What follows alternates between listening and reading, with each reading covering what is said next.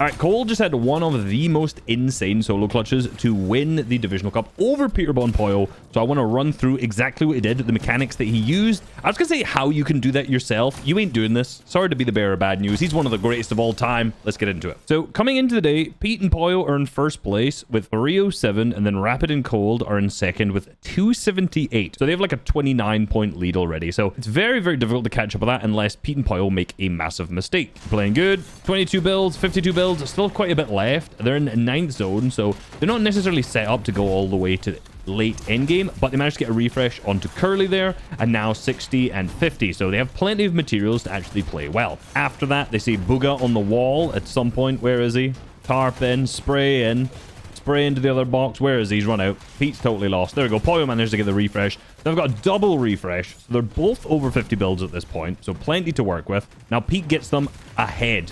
Now if you notice, he's actually quite high layered right now. Hit the nades. So if we scan out a bit, you'll notice Pete Poyo there on the second height with Queasy and Scare up above. So they hit their overdrive grenades, heal up, and again, they've just got those refreshes. They have plenty of materials. Now they can scout up for height, see exactly what's going on, sees heights in wood, flies up. What an absolute bang out of Pete. Just fully one pumps onto Queasy there. However, as you notice, he starts to ramp up. He's in wood himself. Nades up to height. He's now weak because of what Scare was just doing to him. And he dies out of the sky. Now gets chopped at the same time too. And Poyo starts to drop down. He also still has a good amount of materials to get him left. Still has a good amount of materials as he's top 10. He's actually getting pressured by Scare, who was up on height at the same time. Now somehow he's in the box, and he also goes down in 10th place. All right, so Queasy's up on height, pressuring a team who is second height at this moment, but he's probably not doing a good enough job looking at the team directly below him. As you can see, that's Poyo who gets the beam then. And as we know, Pete flies up behind him, hits a beautiful one bang. So now Scare is at the backside. Double edits through, hits the crack onto Peterball. And now there's a really good play to jump back down into the storm here and then just double edit height here at the same moment as Pete flies up. So he manages to get that elim as well. The flopper coming in kind of handy to keep himself alive. Now he gets the siphon as well onto the white. He flies up onto height. And this is actually really unfortunate for Poyo. I'll be honest here. He just somehow edits him in here. To see he was like on the box. And then he's in behind him, manages to crack him. He flies up, he flies back down, and then that's Poyo wiped out. So from Poyo's POV, look how unfortunate this is. He actually does this mechanic a lot in endgame, I've noticed. It's something that's much more common in build fights and in like realistic than actually doing it in a specific endgame. He sprays through and he cones and he full boxes through the cone here. Of course, if we zoom out for a second here and scroll up, as he's edited this cone to do that, he's phased Scare down below who's fallen into his box. So like this play here to edit the cone in like full box if anyone's above you keeps you really, really protected. But also the whole point of doing it is so that you are protected as you do that. But it's just edited Scare straight into his box.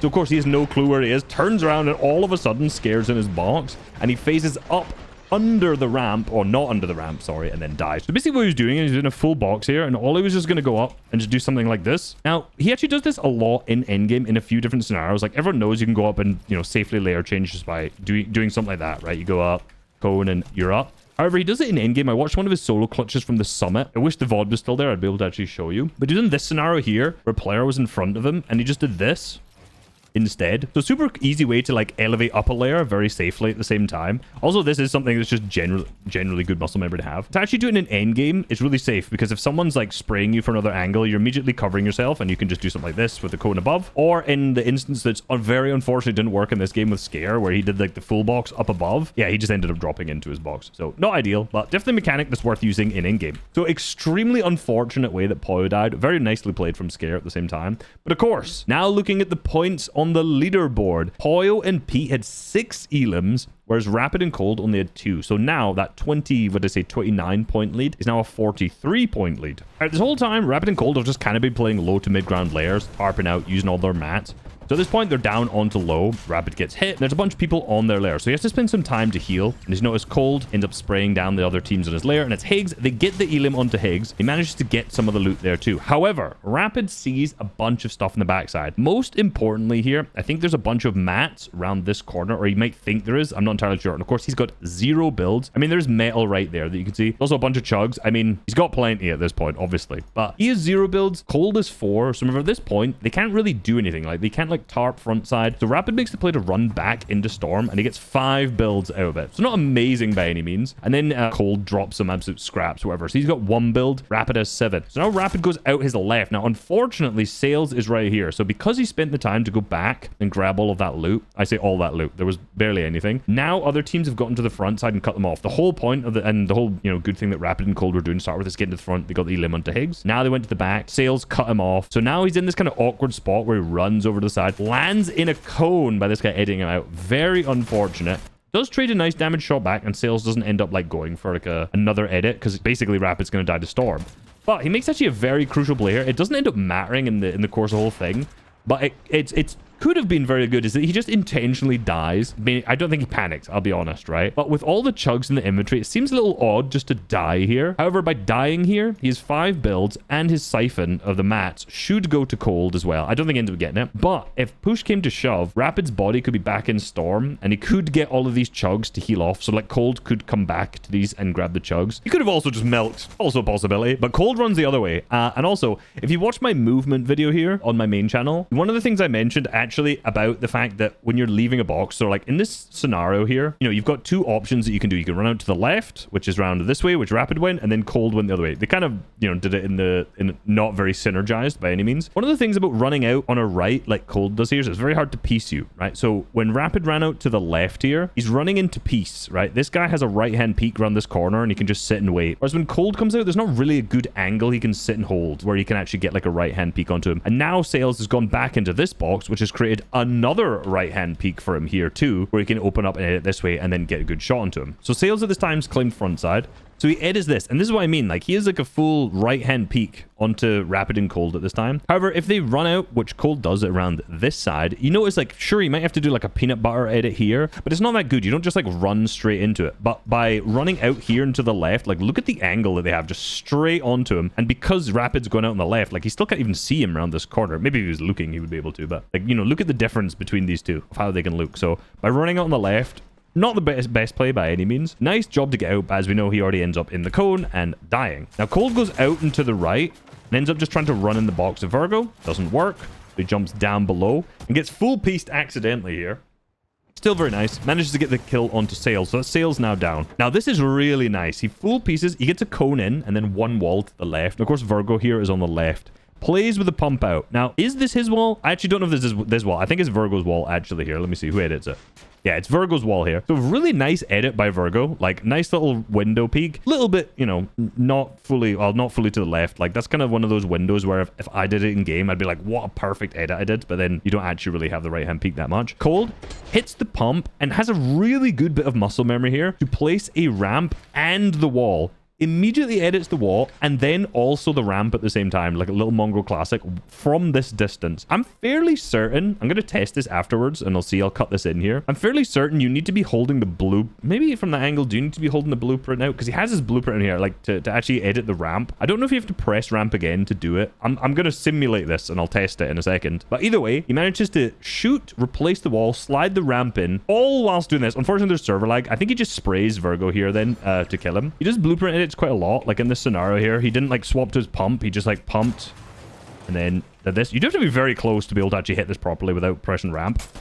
But super nice to pull that off in an actual end game. He does manage to get it. I don't know if he pumps him or not because of the server lag. And then he catches himself. Very nice. He's got like now, 17 builds after tarping all the way down to low here. Opens up the edit, bang onto Angel, and very importantly, again, probably didn't see it, but if you notice the camera change there, he also placed a ramp behind him to stop anyone like dropping down the backside and from getting shots onto him. So very small little mechanical. This next bit, I'm going to play this all in full speed afterwards. Don't worry if I'm just going very slow here, but lovely. I can't believe this. What am I seeing here? That he noticed that he could grab this floor and edit this to pump the feet of Angel rather than shooting from just a window peek on a right hand. Who does that? That is unbelievable. Jumps up, hits the bang onto Ruins here. Nice little angle. And then again, very similar. Another really nice floor edit here. He also did another ramp behind him there, similar to the one we just saw before, because you probably saw the footsteps of Havoc, who was behind him here. What an angle. Look at this from Havoc's POV now. What's he going to do? He's doing nothing. He's trying to pickaxe it, man. Caught with his pickaxe out, jumping shot onto the 100. And then he just waits, man. He just knows this guy's got nothing. He knows he has no build. Like, the patience here to do this. He's got the Siphon if need be, right? Like, this Ruins is probably going to bleed out. I mean, I think Cold actually died to Storm first, but cool, calm, beautiful right fight. I'll be honest, Havoc almost hit him with an absolute bang there. Like, Havoc's playing the back here. So Havoc's playing the back. He gets the pump. As you can see, he drops down, jumps up. He still has the overdrive effect. Tries to get in the back, and even if he had mantled here, that ramp that I said placed over Cold's head would have protected him from that angle. So unbelievable awareness, not even just of like the edit that he dropped down below, to actually block his back in this scenario to stop Havoc from shooting in the back. Super niche, but very nice thing. Jumps on the pickaxe, gets hit with a bang. This sprint jump is really nice here. This is a really nice sprint jump because you can see he hits him first. This is like an actual left-hand peek, but because he's sprint jumping out, he has the peeker's advantage where it looks like he can shoot first. Also, Cold is reloading, so maybe it's just because he was reloading, but ends up dying here. Now, I do actually have a floor edit drill. You can practice that exact thing in here. The one is this one, I think, here. We can do the exact same thing. Practice the actual right jump shots here to make sure you don't die like he did as well. So definitely recommend checking out in the resub training map. Training Hub version 2. Search resub in game for it. Anyway, back to Cold. All right, so we're on low. Cutting them off at front side. Spraying onto Higgs. Pumps the wall to weaken it. Manages to get the refresh. Absolutely no materials. Starts to get to front side. They get stuck behind a little bit, unfortunately. Cut off by Sails. Trying to decide where to go. You can see Cold wants to go to the right. He does. Jumps up. They get split, but it's the right play. Tries to pickaxe into Virgo. Doesn't hit. Drops down. Gets accidentally full pieced. Misses the pump, but manages to kill Sails because he's weak at the same time. Goes through. Full pieces.